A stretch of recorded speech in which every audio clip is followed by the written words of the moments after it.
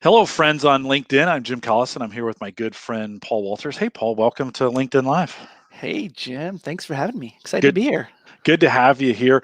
We're going to stall a little bit just as we allow folks to come in on LinkedIn. We're gonna what Top Talent Tuesday, I think, is what we said, Top Paul. Talent So Tuesday. while we get to know Paul here in a second, what I want you to do is put the talent theme from Clifton Strengths that you're leading with today. Like, what are you doing today? What's working well for you? Throw that in the chat room, and you can do that while we're getting to know Paul. Paul, give us a little bit of your background. Tell us who you are, where you live, and what you currently do for Gallup. Yeah, and for everybody who's here, it was funny. Jim and I were joking around. I'm like, Jim, you know what I do? I've been here for 5 years. How can you not know what my role is? Right, right. So my role is I'm a workplace consultant with Gallup, and I'm based in our Minneapolis office. And like many of the workplace consultants at Gallup, I wear a variety of hats. One of the things I do is coaching. So I do a lot of strengths coaching. Just in fact, the last thing I did yesterday when working was I did an hour long coaching session with a CFO, and it was great. Really good conversation there. I also do training, so I lead a lot of our trainings around manager development, leadership development, strengths, engagement, all of that stuff, performance. I also do consulting. So I'll be brought into an organization either early on in the process or during the process to say, hey, this is the challenge we're facing, and I'll help sort of get to the root of the problem and come to the table of how we can partner to solve, bring some solutions to the table. And then the other thing I'm doing, and it's just with one client right now, is I'm leading a project management for one of our clients. So I wear a lot of hats, and then the tagline, "All other duties as assigned" or something is, is sort of Sure. how it goes. So that's a little That's bit right. about my role, and yeah, based in Minneapolis. That's awesome, Paul. And then give us your top five as well. Yeah, so my top five, I lead with strategic, communication, arranger, competition, and woo.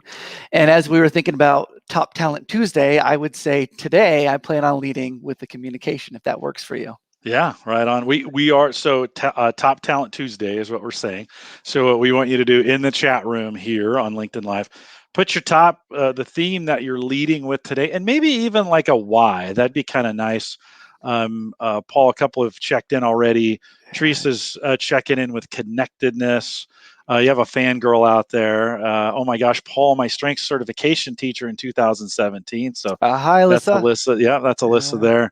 there. Today, she's leading with responsibility, Hmm, which is pretty good great. one. Going to be a very important topic in what we're talking about today as we think about thriving with Clifton Strengths, right? Dr. Eva says here, her number one learner, Sally's checking in. Now the chat room's going a little fast. Hello, Yeah. everyone. Leading with the top talent learner and input today. You could do two. That would be fine. Thanks for checking in and doing that. Randy checking in. Activator Command, part of a growing company, which is pretty great. Paul, let me throw that question. Let me throw that question out to you. What you said communication primarily just because we're on LinkedIn Live, or are there other things you're doing today where that's tying in? Yeah, it actually, I would say communication is one of the strengths I use. I mean, I use it all the time in everything I do, but particularly with Gallup, I spend a lot of time in front of people, whether that's in a group of executives. Not with coaching, it's oftentimes the communications in the background, but what I do if I'm working with executive teams or leading different trainings. So for this, for example, using communication, I'm doing an executive session right after this. I'll be using my communication. And for me, and those of you who have communication, I'd love to hear your input if this is for you as well. But for me, I see the world through stories, Mm, right? I know words are powerful, words are meaningful, and that's how I filter the world.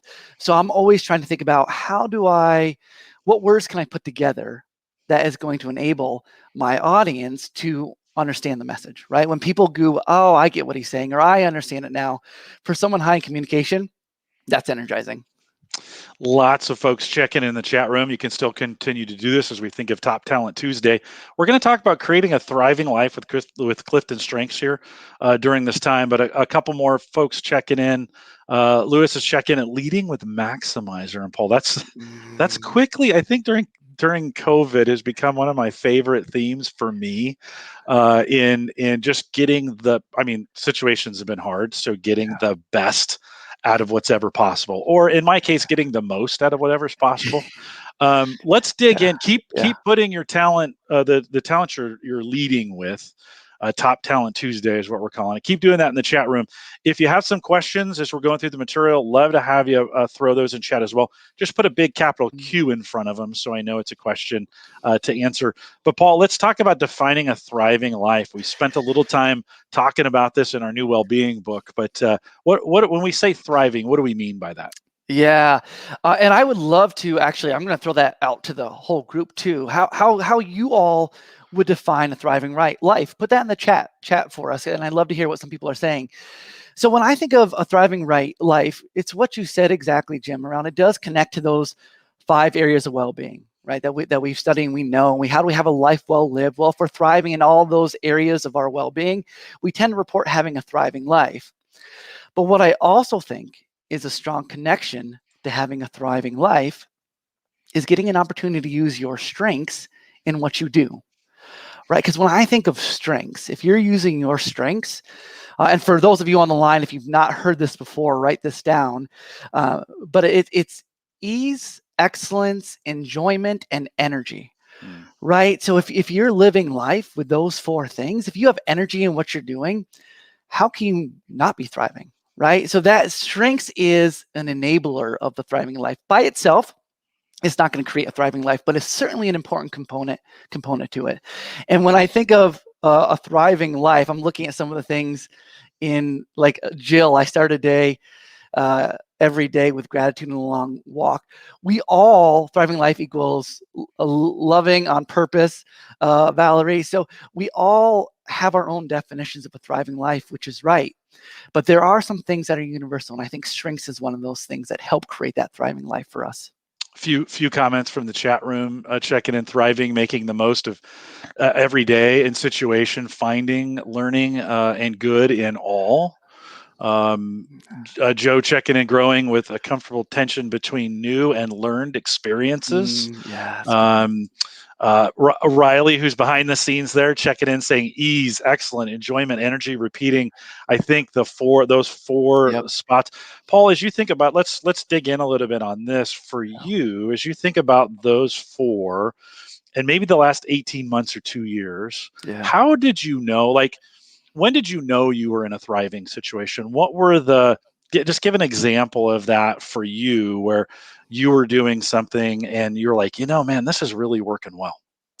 Yeah, and actually, Jim, if you don't mind, let me go back even further. And the reason I want to go back further is because actually it was a discovery for me of my strengths. This was years ago. I was working with a different company, and I was a program manager overseeing programs in Uganda and Haiti. And a lot of my work involved sitting in front of a computer, looking at data, typing up reports, managing a budget. I had a team that reported to me. So all of that, right?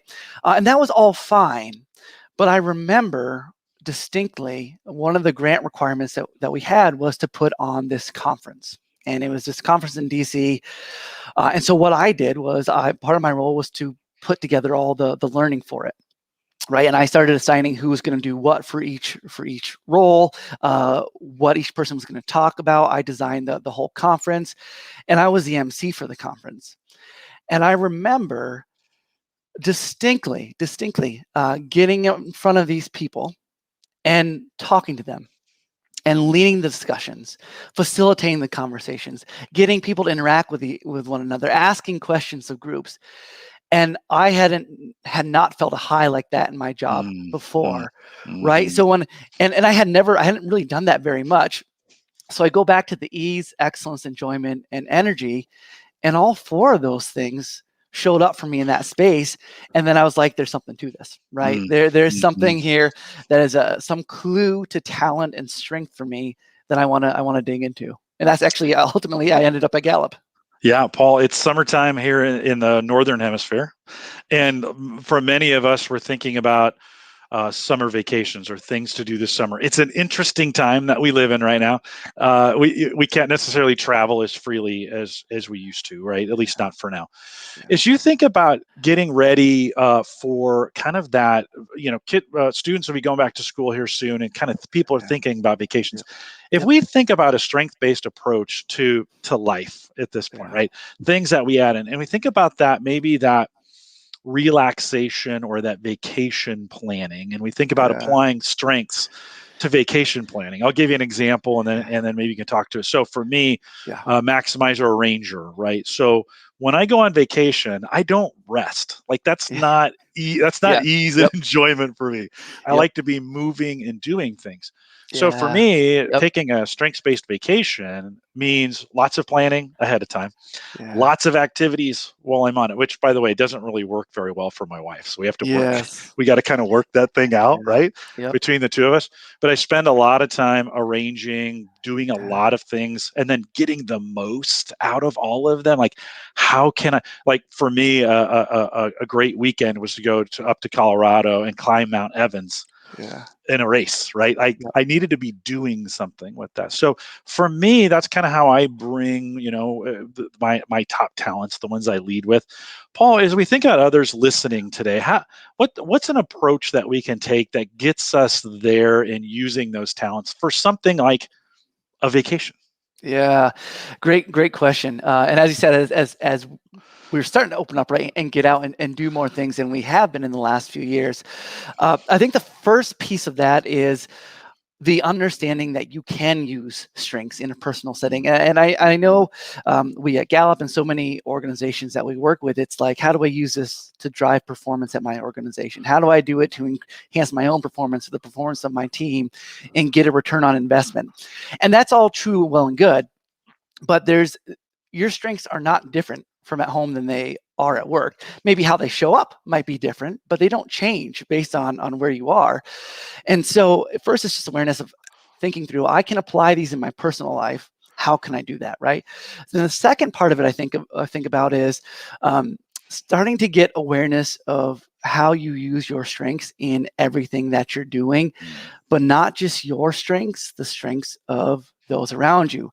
Think of your spouse, your partner, your family. And you gave a great example there, Jim, which is, hey, my wife does it a little bit differently than I do. So we need to understand that from one another. And I just came back from vacation about 3 weeks ago. I was in Prague with my wife, and she's high achiever, discipline. So she has all these executing strengths. And for her, we went in intentionally thinking about, all right, there's a lot of things we want to see and do. So let's make sure we create that to-do list so we can do those things. I lead with influencing and strategic thinking.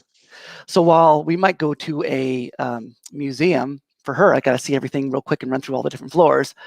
My strategic thinking themes are, hey, I want to look at this one painting for 20 minutes and I'm just going to stand here.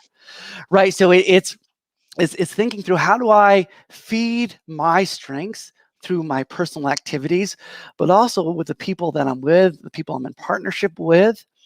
What do they need? And how do we find a middle ground?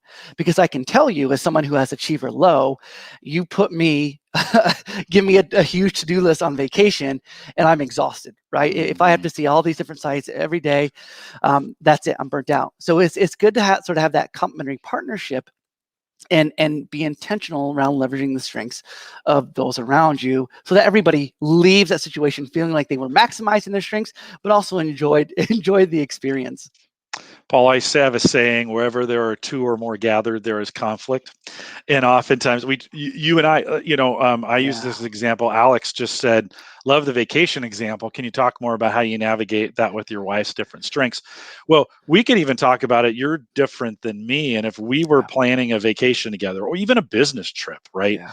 And we would know, you and I would know, hey, we don't come about this the same way. Paul, what are some strategies as we think about, because it's great to know your own strengths, but we know Yeah. strengths is infinitely more powerful in the Yeah. context of a team, right? And a marriage or partnership or whatever is that team environment, a family, right? It's a Yeah. team. It's really just a Yeah. team setting, right? So, what kind of advice do we give to teams in the corporate world that we could apply or maybe carry over to some of those, those family vacation examples? Yeah. What's Yeah. your thoughts on that? Yeah. And Alex, good to hear from you. Yeah. So I think about, let me give you a corporate example and then how it Yeah, translates. yeah, perfect. So in the past, we used to, when we did a lot of our strengths trainings, our team would do them oftentimes in partnership with someone else. And so what we did as a team is we did the best of us activity, and Mm, probably a lot of you are familiar with the best of us activity. You get the best of me when, you get the worst of me when, et cetera, right? And you think of it through the lens of your strengths. So let's say, Jim, you and I were going to go lead a week-long strengths training together. We'd sit down, we'd have a best of us conversation, and then we'd get a better understanding of what the other person needed while working together. It's honestly the same thing yeah. when you're with other people who in your personal life. It's sitting down, having the best of us conversation with your spouse, your partner, your son, daughter, whatever, right? Whoever it is, and say, hey, my strengths, here's my strengths, here's how they show up for me. And this is what I know I'm going to need on this vacation. Mm, I'm high achiever, and I need for us to be moving. I need for us to go see certain sites. That said, I need to know what you need with your whatever strength, right? So the big thing is communication, and even literally sitting down and having that best of us conversation with someone close to you. I know that I've had a lot of different marriage counselors, religious individuals like rabbis and priests. I've had a lot of therapists who go through strengths training, mm. and they do it specifically so that they can have two individuals who are coming together to get married understand each other's strengths, because we all make the mistake of just assuming everybody's like us or everybody should be like us because our way is the right way, because we've been successful doing things our way, that we don't always take the time to figure out what people around us need. So again, it's that communication, doing activities like the best of us, and being willing to compromise, Yeah. right? What we tend to do is value the strengths, overvalue the strengths that we have, and devalue the ones that we don't have, because we didn't need them to be successful. But the person next to us might have those strengths, and so we have to be intentional around seeing the unique value that that person brings through the lens of their strengths. I love that. Christina says, "Oh wow, your museum story just helped me understand my husband." Hashtag newlyweds in lockdown. Yeah, I love Paul. I have that idea for folks that aren't familiar with the best of me, and it can be a simple exercise of you get the question is you get the Yeah. best of me when, Yep. and I don't even think you need to go much beyond that as we think Yeah. about okay, context. We're going to be on vacation. We're going here. You get the in these circumstances you get the best of me, and really then start to work out and maybe even write it down, right? Like start writing some things down, Yep. because I think the compromise then, once both sides or a family in our case, like I think I have 5 children and we have a strengths grid now for Sarah and I, my wife, all the kids and their significant others, right? And so we have, we have a pretty. There's 12 of Yeah. us, so we have a Yep. pretty big team. I tried to add the cat in, but they said no. But we even spend some time, like if we're having family conflict, we spend some time. We pull the grid out and we like, okay, what's going on here? Yeah. What's causing this? Like you would in a corporate team, right? Yep. From that standpoint, Yep. and so great opportunities to, I think. Paul, I think great opportunities to communicate. You led today with you wanted to lead with communication, and I think Mhm. that is a area where I think the more that we talk about that, the better. As we think about Yep. going back to school, students are going back to school. How might Yeah. parents approach their students going into school? How could they take if they haven't before? How do you think they could take a strengths based approach to starting school again here in the fall? Any thoughts or ideas on that? Yeah. So, so just if people don't know, we have something called Strengths Explorer, which is for young kids ages 10 to 14. And then when people get to a certain reading level, they can take the normal Strengths Finder. If there's ever an opportunity for your kids to take the assessment, that makes a huge difference, because our strengths inform how we learn. And if I know the strengths of my children, it gives me a better idea of how to set them up for success. But also being intentional and careful not to push our own strengths onto our kids. And I'll just, like, real cautionary tale. There's John Woods, a partner at Gallup. He's been with Gallup forever. Great guy. He told me the story years ago where some community members came to him and they said, "Hey, our kids are failing out of college. What do we do here?" And he's like, "I didn't know what to do, so I just had the kids take strengths." And what they found out was that the majors that they were in didn't necessarily have a great alignment to their strengths, right? Now, strengths are agnostic to role and all that, and that's very much true, but they give you a sense of what you get energy from. And what the parents had done is sort of pressured their kids. I want you to go into this field, and I want you to go into this. And what they were having their kids do was totally different than the kids' strengths. The kids ended up changing their focus, the way they learn, their majors, and they started thriving in education. So I think just being careful, if you're an adult and you're thinking about your kids going into school, one, focus on their successes, where they're doing really well in school, get to know their strengths and get them to think through how they can apply them what they're doing. And three, be really cautious that you don't push your own strengths on your kids. Just because they're your kids does not mean they're going to learn the same way you do. And so just having that awareness to set them up for success. Yeah, I think that's really where this family grid idea comes in and is helpful. Christy asked out in the chat room, does your family grid have your top 5 strengths, or all of the strengths in order for each person? So we just took top 5. By the way, my daughter just begged me to unlock all 34. She is a total, that's nothing I've done. She's a total strengths nerd, and begged me all last year, "Dad, can you get that unlocked for me?" So we finally got it unlocked. But typically, Paul, we just focus as a family on the top 5. Yeah. That's good enough for us. Yep. We do have a book called Strength-Based Parenting that folks could take a look at if they want to get there's some great context in there about how to do this as a family. Another resource too, Paul, is in our new well-being book. So Wellbeing at Work. Don't let the at work fools you. Like, this is well-being at life in a lot of ways. In Appendix 1, my good friend Jacqueline Robinson, who will join me in a couple weeks here, I think August 23rd, she'll be here on the LinkedIn Live to talk more about the book and more about well-being. But Paul, there's that appendix that talks about well-being, the 2 strengths, each theme kind of broken down by that. As you think about, as we think about that context of well-being in the context of families or in relationships or in life, how do you take, so we get all this information, there's even information in our new manager report, like there's a lot of information. Paul, how do we take that and synthesize it in a way and then test it on ourselves to know, like, how does this work for me? Talk a little bit about that. So that's a great question, Jim. And what I will say is, hey, for all of you who are strengths enthusiasts and have been with Gallup or done stuff with Gallup, you know that we have a wealth of resources and information, right? There's so much content out there that, frankly, it sometimes can be a little overwhelming. So whenever I lead any of our strengths courses or other courses, I always tell people, start small, right?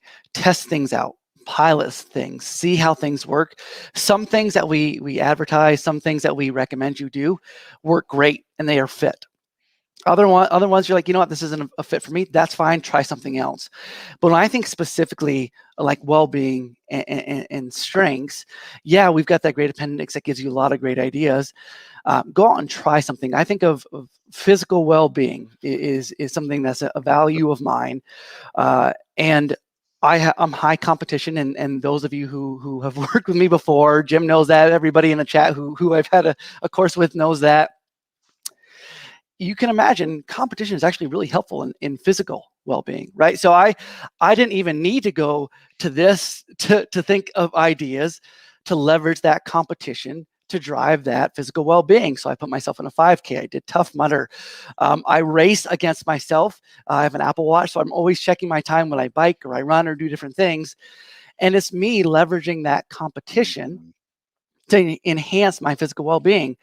But I'm not focusing on all five strengths. I'm not focusing on all five areas of well-being right now. It's I pick and choose little pieces at a time. What's that phrase? You can only eat an elephant one scoop at a time, or a spoonful at a time, something like that. To me, it's the same way with strengths. It's find the areas of life that are your current priority, and then be intentional about applying one or two of your strengths to that. There's a whole lot of different things that we can do, and it can get overwhelming. So be more selective. And here's what my priority is right now. It might not be the same from a week from now. That's fine. But here's what it is now. And here are my top 5 strengths. Here are the 2 that I'm going to apply to this situation, because this is a priority in my personal life. That's what I would say with all the things that we have. Yeah, no, I think great advice in thinking about going slow, spending some time, finding a resource that works for you. You can read, you can listen, you Yeah. can watch. Like we try to, you can read transcripts if you want. I mean, it kind of, we've got the tools kind of fit to you in a way that you can kind of consume them. Paul, we have just a few minutes left as we think about giving some folks. We've given a bunch of really helpful tools. Anything else that you want to add in here as we just think about kind of wrapping this up and sending people out to live a thriving life? Yeah, I do want to go back to those 4 E's: ease, excellence, enjoyment, and energy. And the reason I say that is because a lot of times, either professionally or personally, we feel pressured to live a certain way or to show up a certain way, or we see other people we perceive as successful and they did it this way in their personal life or professional life. And so we try to mimic that reality. And sometimes when we do that and show up like them, we're actually doing it at the expense of who we are, right? And what the things that we do with ease, excellence, enjoyment, and energy. So to me, that's always a gauge of, am I doing this right? Am I in the right situation? Am I in the right role? Am I prioritizing the right things? Because if I'm drained by everything that I'm doing, not a fit. I was just the CFO that I was coaching yesterday has some really great awareness, and he was talking about how he loves what he does, his personal life, everything aligns with his strengths, and he's had other opportunities to do different things personally and professionally. And what he realized is, yeah, he could go be a CEO somewhere else. Yeah, he could do these other things personally, but he's like, it drains me. It would frustrate me. I'd be exhausted. He's like, I'm trying to live in this energy zone, and that's where I'm going to stay. Right. And so for me, just keep coming back to those 4 E's. It was a good guidance for how we should be living our lives to the fullest. I think that's great advice. Over the last year with COVID and everything that's going on, I chose what worked for me was work. Like, I know that sounds kind of weird, but I don't like, my kids have grown up and moved out. Hobbies, whatever. There was work to be done, and you talk about the ease. It all came pretty easy, and we created a ton of content for folks that still exists and still available for them. Paul, thanks for taking a few minutes today. If folks have questions, you can always send us email, coaching@gallup.com. We'd love to hear from you. If any of the resources we mentioned, Riley's done a nice job of throwing those in chat, but those are available.